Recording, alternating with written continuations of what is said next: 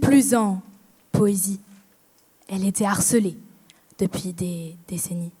Elle était dans le noir, elle se noyait dans le désespoir. Elle a sauté et on ne l'a jamais retrouvée. Elle n'a pas goûté au bonheur. Elle est sombrée dans le malheur et la noirceur. Elle n'avait pas le droit de replonger, mais malheureusement, elle l'a fait. Elle s'est shootée à la colle. Elle souffrait et tous les jours pleurait. Oui, tous les jours, elle se faisait harceler. Alors, elle a sauté. Sauté de ma trousse, car elle avait la frousse. Mettez-vous à sa place, regardez le temps qui passe pour une gomme qui trépasse dans le noir avec l'espoir qui s'efface. Elle était dans le noir, ne dormait plus le soir, faisait que des cauchemars. Avec elle, ils étaient barbares, car ils la trouvaient bizarre.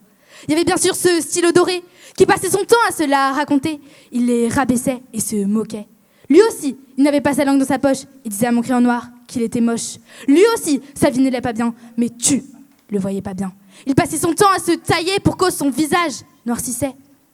Quant à mes crayons gris et marron, eux aussi ont subi du racisme là. Comme moi, ils cherchent leur place là. Trop noir pour être avec les blancs, trop blanc pour être avec les noirs. Alors tous mes coloriages de Labrador, c'était mort. Ils finissaient en noir et blanc tout le temps. Ceux qui regardaient pouvaient dire « Regardez-le là-bas, miskin, il est tout seul ». Mais en vrai, ils s'en fichaient.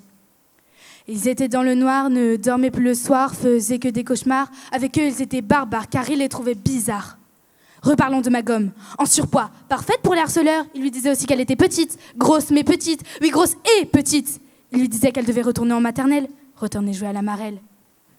Chaque seconde de sa vie, des calmars rôdaient dans son cerveau. Il détruisait ses envies et crachait l'encre de leur stylo. Chaque minute de sa vie la rendait encore plus triste. Et moi, ça ne m'a pas arrangé. En maths, on a dû tracer des figures compliquées que je ne devais pas rater.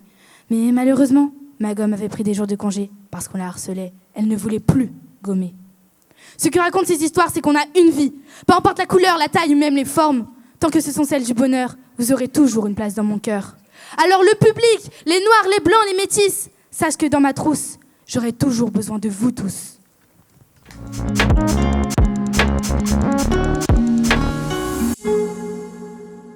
Je suis encore stressée. Et j'ai envie de savoir si je suis qualifiée. J'espère. Elle était mieux que ce matin.